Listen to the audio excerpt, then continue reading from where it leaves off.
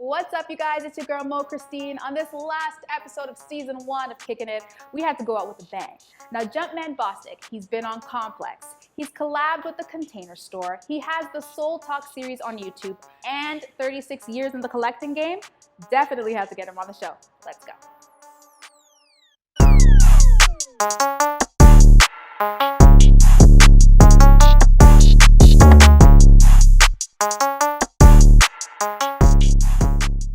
To record. All right. Hello.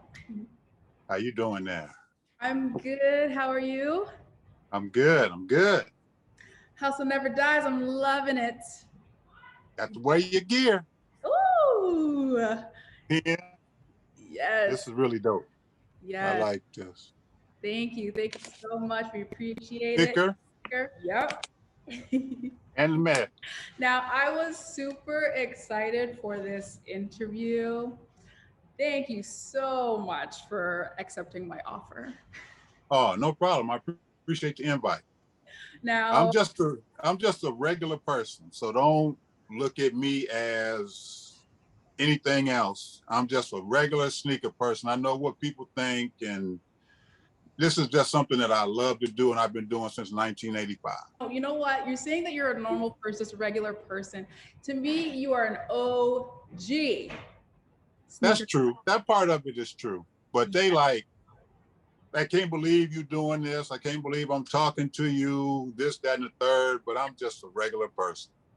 Yes. I know. Like, a little, you're the OG. True that. Because of that, I prepped for you. I wanted to make this interview a little bit different than my usual ones because I'm just intrigued by your collection, your experience, like your stories. So I got a couple more questions than usual. Yeah, lots of stories, lots of background, blood, sweat, and tears. Yes. Period. Yes. For the sneakerhead community, they probably know you already, but for some of my viewers, you may be new. So can you give us a little rundown about yourself? Yes, my name is Mark. I'm from Ann Arbor originally, lived down in Detroit. Been doing this for 35, 36 years with Jordans, but I go back before Jordans with some Converse, back with the Blazers and other shoes like that.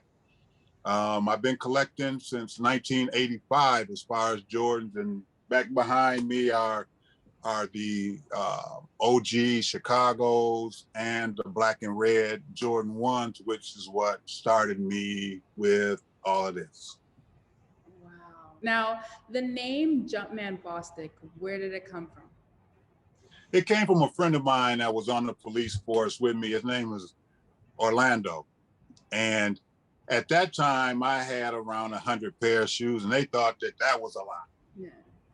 So he just started calling me Jumpman, and then my last name is Bostic. So that's where JumpmanBostic tied in.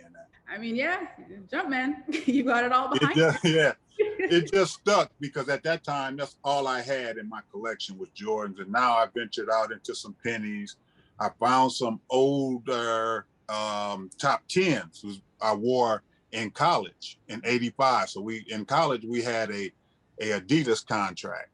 And during the season, I couldn't wear anything but Adidas.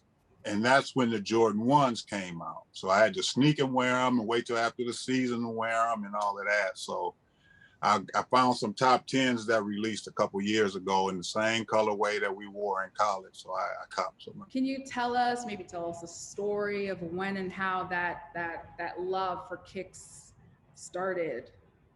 Oh, yeah. When I first saw the commercial with the Jordan 1s, the white and red, and saw that they were coming out, because back then shoes of color, they were just mainly white. There was really no color to them.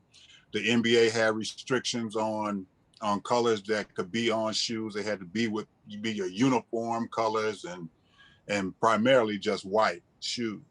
So when I saw the white and the red and then the black and the red, I was hooked on every different colorway of every different model that came out after that. And you said was your first pair, because I've watched a couple interviews, the Yes. Chicago 1s.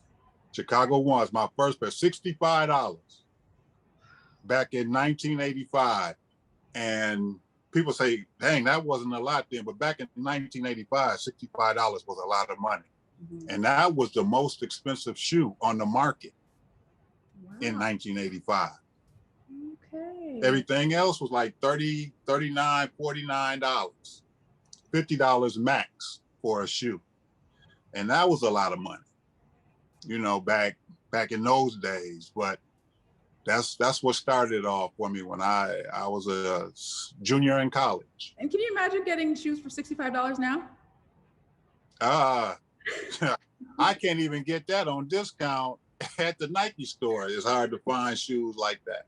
I know, that'd be a miracle.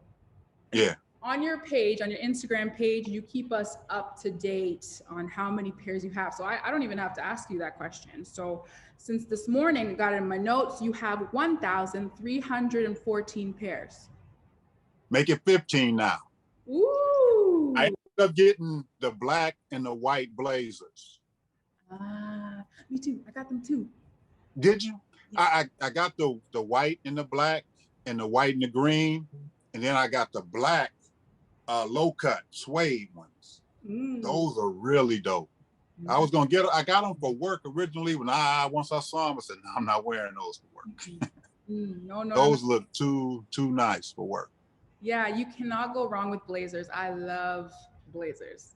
Yes. Yes. Yeah, they got a sleek look and everything. So if you were to guesstimate how much you've spent on kicks, what would you say?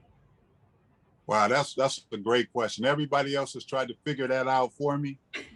That's one thing I've never done, is try to figure out how much my shoes are worth with the memorabilia, the rookie cards, and all the other stuff that I have.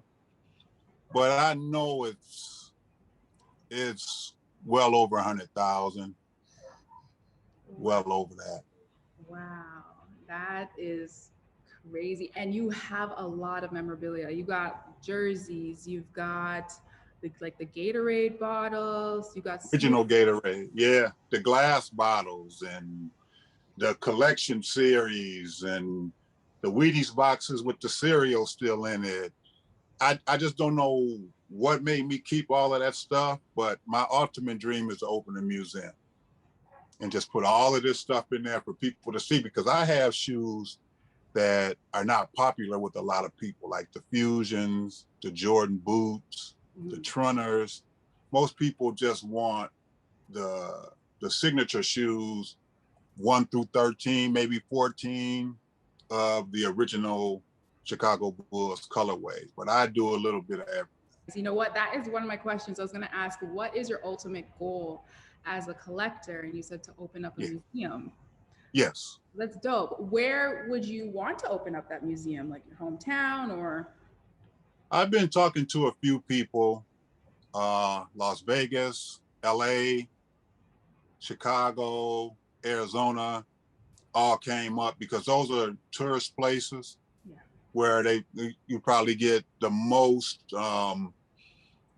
visits from people because of the weather. Florida came up as well. I'm not a big Florida guy though. You know, Florida's too humid for me there, but I would want to relocate wherever it is and be a part of it and have tours if people want personal tours, or just be able to speak on why I bought this shoe, that shoe, and things like that. And it's looking like some people are getting interested in that. So hopefully soon. I'm going to say up here in Toronto, we would appreciate maybe like a little pop-up. Yes. Now that's my spot, Toronto.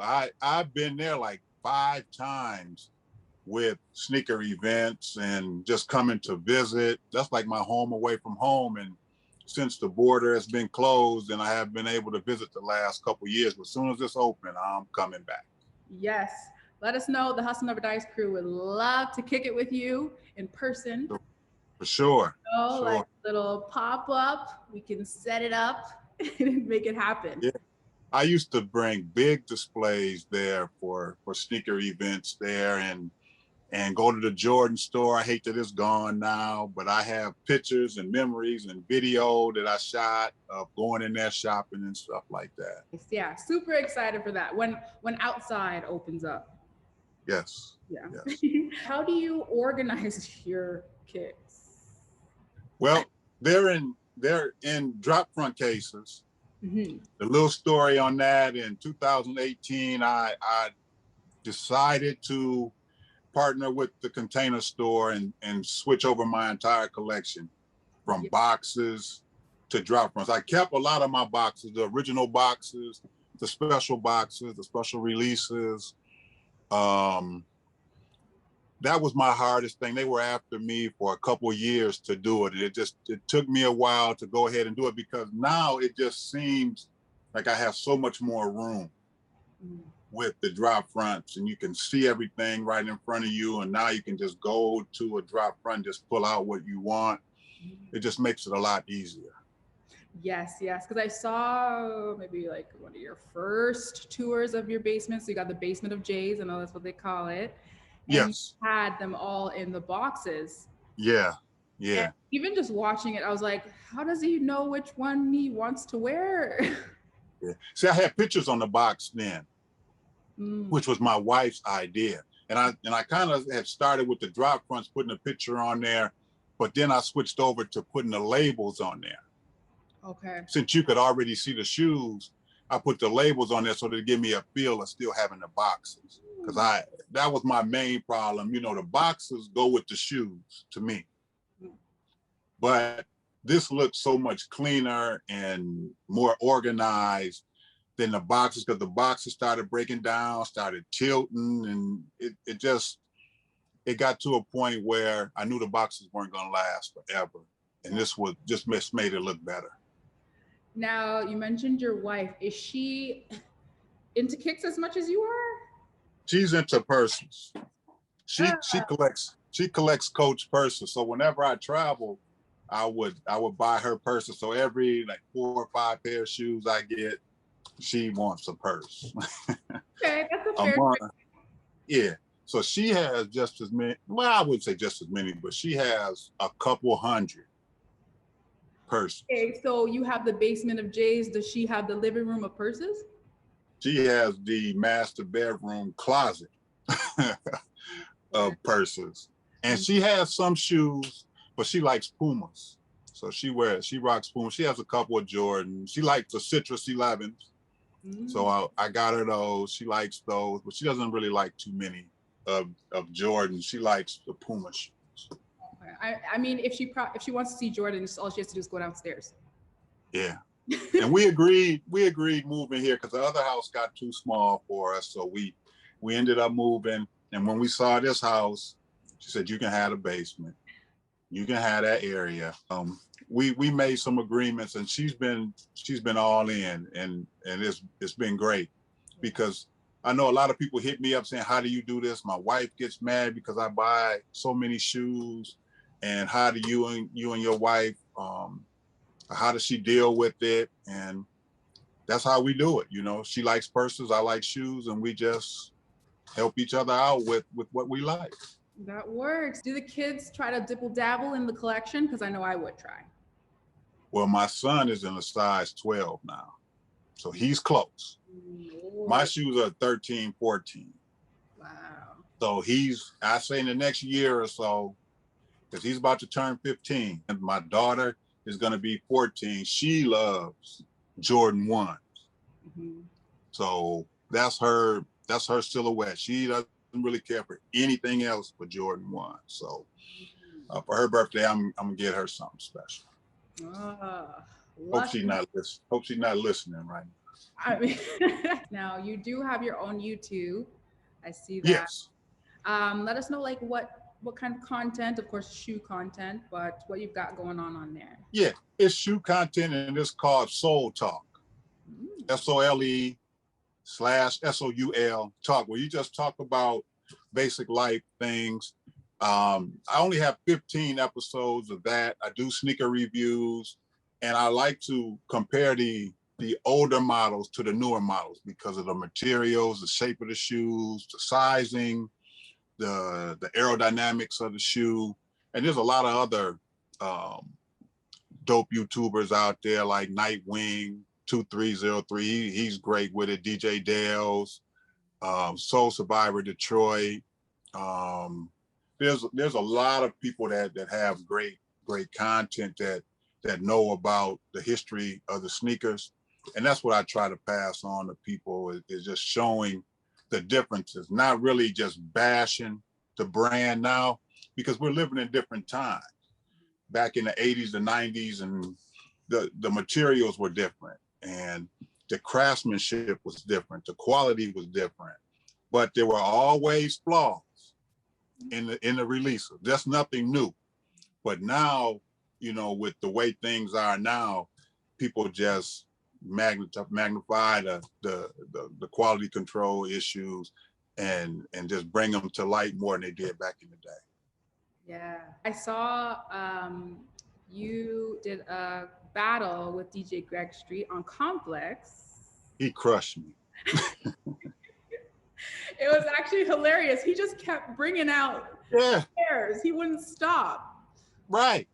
I mean, I can't compare to him. He's a professional. I'm just a regular job working guy.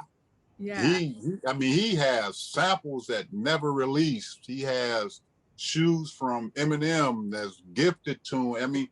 I mean, that wasn't even a fair battle, really. But, you know, he's a personal friend of mine. So we talked before it, and I knew what was coming because I've seen his collection, because I know him. A lot of people hadn't seen a lot of his stuff. Mm-hmm. But, you know, it was fun anyway, because we both pulled out the same shoe at first. Yeah, yeah. The OGs, except his, I think his were still DS. Mm-hmm. Mm-hmm. You know, so he has a great collection. Yeah. It was fun doing that too. I mean, it sounds like I may have to kick it with him. Yes, you definitely need to. I mean, he's hard to get in touch with though. But once you do, he's a great guy. Yeah, it will definitely be great to see what he's got, you know? Yeah, he has a wide variety of brand styles. He has a little bit of everything. Yes, he kept pulling them out like he was going to different rooms. Yeah. Even when the show was ending, he was still going. Do you have an honorable mention pair that maybe you want to show us? Tell us a story. Shoot, I have lots of those, but this is one of my favorites. This is the Ray Allen 13 when he was with the Celtics, right?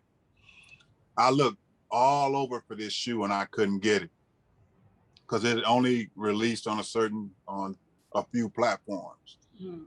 And I got this a few years after it released because he ended up leaving, going to play with the Miami Heat. And the owner knew that I wanted these. And he was mad that Ray left the Celtics. Mm-hmm. So I got these at a super, super nice price because there was a lot of fakes of these going around. You had to be sure. And I have the receipt and everything, the original box, everything that came with it. And he was a guy that I trusted and knew that he didn't have any fakes. So this is one that meant a lot to me. The Cool Gray 11s, 2001. That's the first time I camped out for a shoe. 2001. Yeah.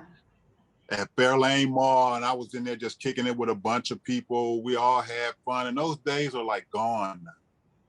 You know, it's raffles now, or if they do have where you have to stand in line, there's always some type of trouble. The camp outs are not like they used to be.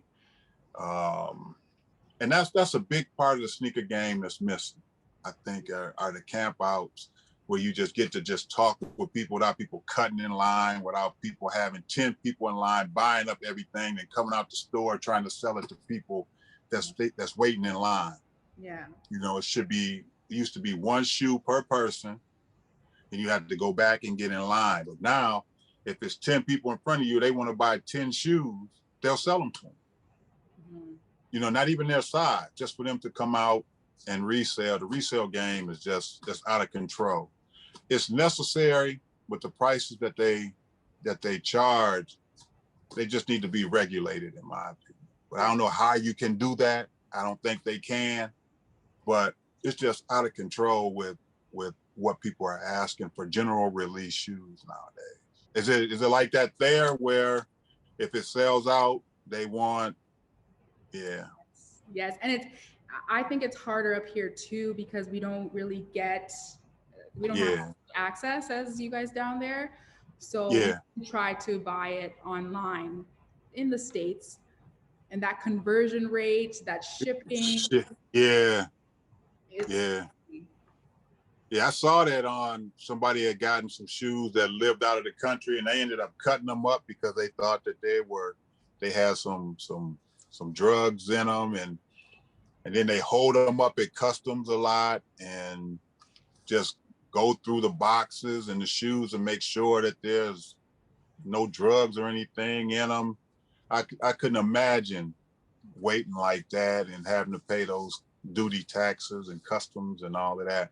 But when I came over there to display, right, I only bring one shoe. I bring the left shoe, leave the right one here because I'm not selling, I'm just displaying.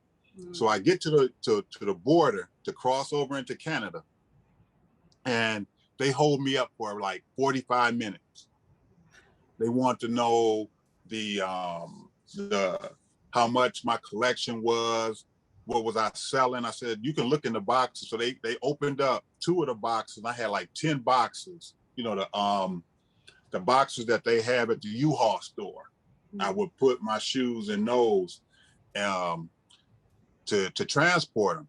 And they were like, you know, you going over here to sell shoes? I said, no, I'm going over to display. And the guy that I was doing the event for, he wrote a letter. And once I showed him the letter, they went ahead and let me go, that I was just going over there. And they said, well, when you come back, somebody's going to make sure you have everything that you said, that everything that you're taking over there.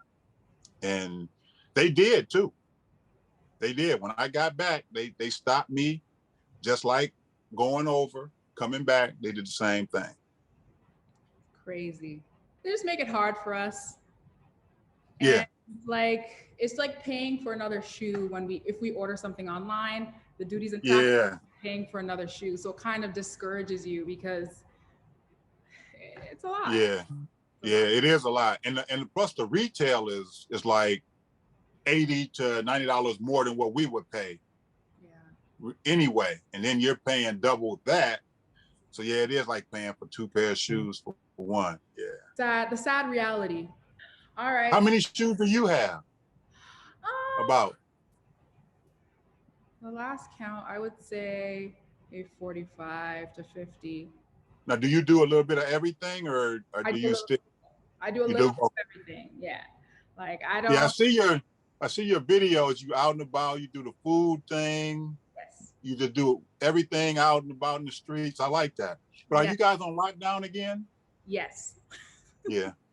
We're on lockdown, but what we do is we try to support local businesses and, support hustlers because it's a hard time for businesses, Yeah, it is. Same here. Yeah. Same here. Gotta do what we gotta do.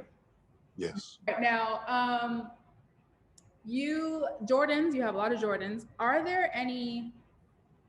Is there a specific Jordan that you like the story behind their design? The 8s. Ooh, yes. The 8s are my all-time favorite. And it's one shoe that they have retro, but they haven't retroed it with the red pull tab. This is the original from 1993. Wow. If you look at all of the retros that they made so far, after this, they all have the black pull tab in the back. Yes. I have here, and it's the black tab, of course. Yeah, I would like to see them come back with the original true form, even with the graffiti on the bottom and on the side panels, the heel cups. I like to see them come back with this. You can see this one is like falling apart. But those, But I would like to see that come back. That's my all-time favorite silhouette. yeah. I call them the grade 8s because that was when he lost. Well, they gave, but he didn't lose. But they gave Barkley the MVP of the regular season that year. And they ended up playing Phoenix in the finals, right? So Barkley was talking mess to him. So George said, "You can have the MVP, but I'm going to take the title." And that happened to be his best playoffs of the 6 championships as far as scoring points wise. Yeah, I love the 8s. Can't go wrong with the 8s. A lot of people don't like them, but I like those. The 14s and the 1s are probably my top 3. Yeah. The 1s and the 6s. The 6s are up there because that's the first title, the Black Infrared. So the 1s and the 6 kind of in a tie for 3. One more question before we start kicking it. We didn't even get into the main questions because we just got, flowing. Yep. Do you have any other like collector friends that you admire their collection? Oh yeah, lots of people. Yeah. The Perfect Pair. I don't know if you've heard of him. He's out in California. You got to see his collection. Of course, Mayor. He's out of New York. Dependable J. He has probably the best PE collection in the world. His name is Dependable J, and he has samples. He has releases that nobody else has, as far as PE player edition shoes. I'm big into player edition shoes, but when I got into them, they weren't that costly. But now everything is costly, even the team. And what I mean by team, it's like these right here. Even the team PEs, these are Quinn Richardson from when he was with the Knicks. These are going for thousands of dollars when these used to just go for $250, $300 back in the day. Mm-hmm. Now these are going for thousands of dollars. And of course, some like these, $4,000, $5,000, $6,000. These are Ray Allen 8s when he was with the Celtics. Yeah. So the story behind these, and you tell me what you think about these. I had the off-white Carolina 1s, right? So these came up and some people hit me up on Facebook saying a guy was trying to get rid of these and he's a reputable seller. And he asked people to get in touch with me. And some of the people knew me. So they DM me say, "Hey, you got a chance to get the shoe you've been looking for," because I had already put it out there that I was looking for these. Because the Perfect Pair had showed me his when we were at an event in Oklahoma. And I hit him up and said, "Man, let me know what you think about these." He said, "Yeah, they're A1, they're just like mine." So I went ahead and made the deal. So I traded my off-white 1s for these and a little bit of cash. I know the off-white 1s are up there price-wise, but these were just like a grail for me. So I'd rather have these than the off-whites. To me, the off-whites are for the youngsters. Not really for me. Mm-hmm. I like seeing them on other people, but they just weren't for me. Mm-hmm. This is for me. Yeah. So.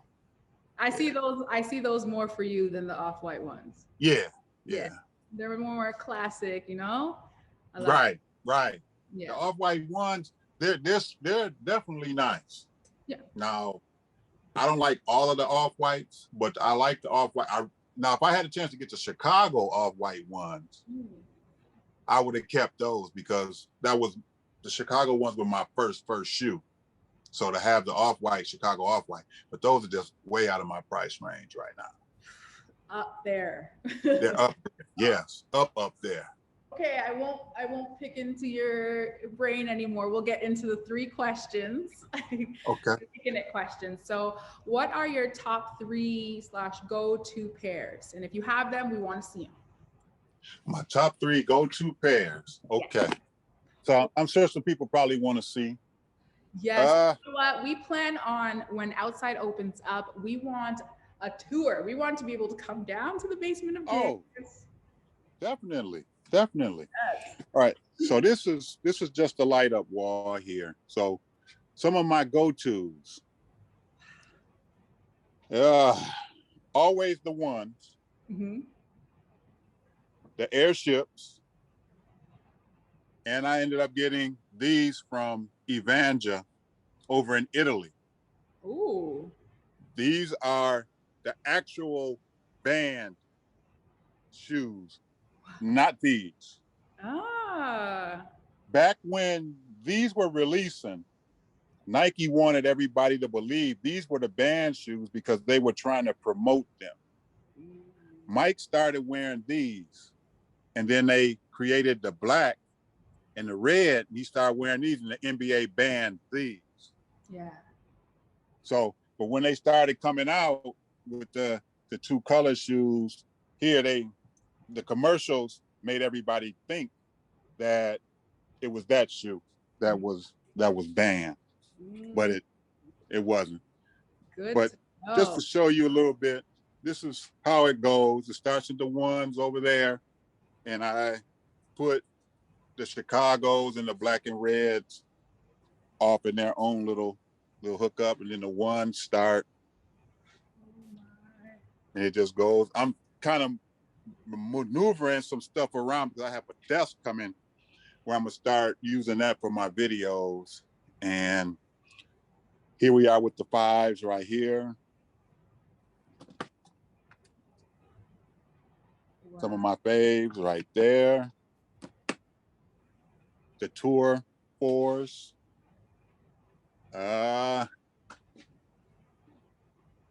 Here's the eights. Always my go-tos. And like we were talking, here's the black and reds or the playoffs with the black pull tabs.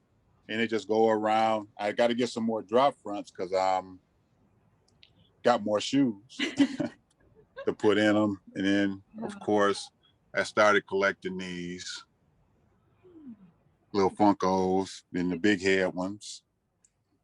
Wow. Some pins. I ended up getting a lot of these pins from, you see 32 State Street. Mm-hmm. When I was in Toronto, I got those from there. Ooh. So then the Wheaties boxes, the Gatorade bottles. I got this for a friend of mine on the podcast, Sneakerbox_podcast. Guru, he's a big LeBron fan, so I got that for him. And here's the Wheaties boxes. Wow. Deal with the cereal and never open the boxes. But it's something you have to see. You know, this is not really doing justice. Yeah. Going too fast, and it's hard to see. Here's the clothing. Remember the video with Eminem, Forgot About Dre? Yeah. This is the leather jacket, Jordan jacket he was wearing. Not the specific one, but that's the model he was wearing. These are some of the clothes, the Jordan jeans that they used to make back in the day to go with the shoes. Wow. I don't know if you've ever seen any of those. No. You've got it all. I don't know what made me do all of this, but that's. We are gonna have to do a Kicking It Part 2 tour edition. Oh, anytime. Once we open up, for sure. Because this is about a 2.5, 3-hour drive, I believe. I made that drive like I said, 5 or 6 times. Yeah. To Toronto. I've been to Montreal. I went to a sneaker event in Montreal, and I met Scholar 23. He's a big sneakerhead from Canada up in the Montreal area. Mm-hmm.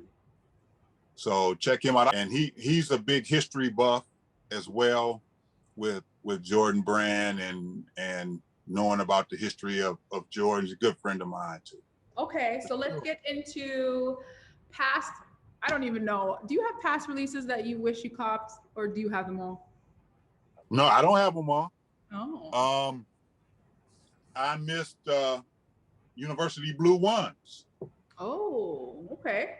Okay. Everything sells out here, and I just cannot pay $400 for a Jordan 1. I just can't do it. Some of the 35s that released, I missed those. I'm hoping to get the Hyper Royals. Me too. Me too. I'm hoping to get those. I'm hoping to get the Red Flint 13s. Okay. All right. Now those, you know who originally had those? No. Kevin Martin.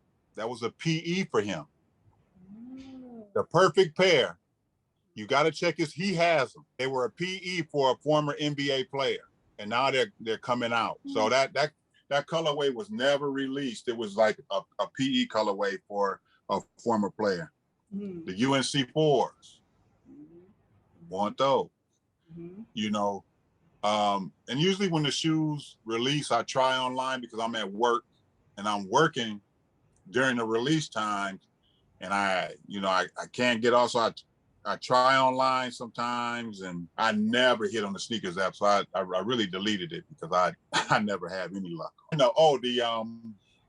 Where they at? I have the original pair, the 5s, the Raging Bulls are coming back out. Yep. And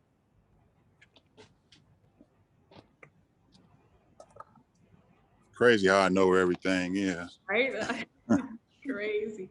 So these are the originals. Yeah. From 2006. So mine are still wearable. I know some people are saying that theirs aren't wearable. I don't know where they're storing them at or how they're keeping them or whatever, but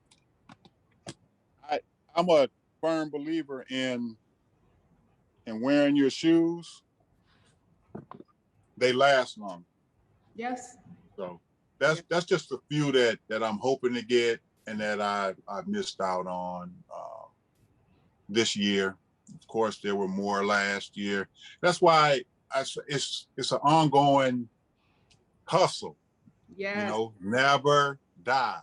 That's like I love your slogan because it never dies because there's always something that you want, that you missed out on, that you slept on, that you felt was too much at the time. So I just use what I call #patience and just wait for the stuff to come down to whatever I want to pay if I miss it. Yes. You know, and yes, I've paid resale for shoes, of course. I don't know too many people that haven't, you know, but I'm not going to pay a ridiculous amount. No. There we have it. So we had some past releases, some upcoming that you plan to go for. We will keep it locked on your Instagram page to see what you got. Appreciate it. I'll be on yours too. Thank you so much for kicking it with me. No doubt. I appreciate you reaching out to me. It's an honor. Nice to meet you. Nice to meet you. I appreciate you sending me the gear, and it was great that it got here before we went on.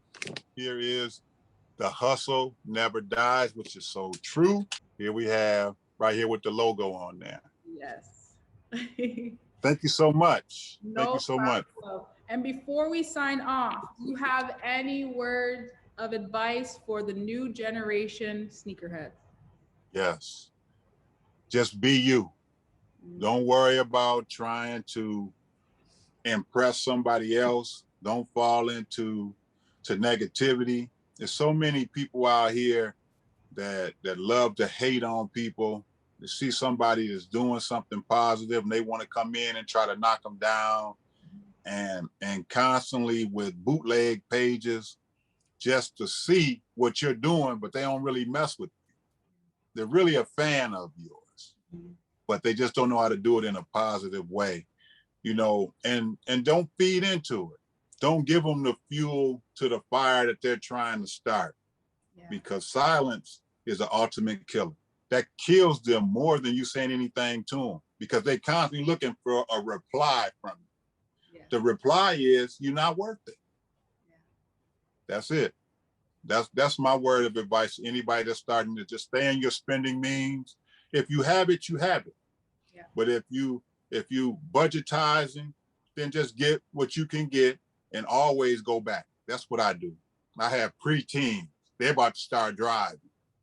Lots of things, but they like shoes, they like clothes. So a lot of things go towards them now.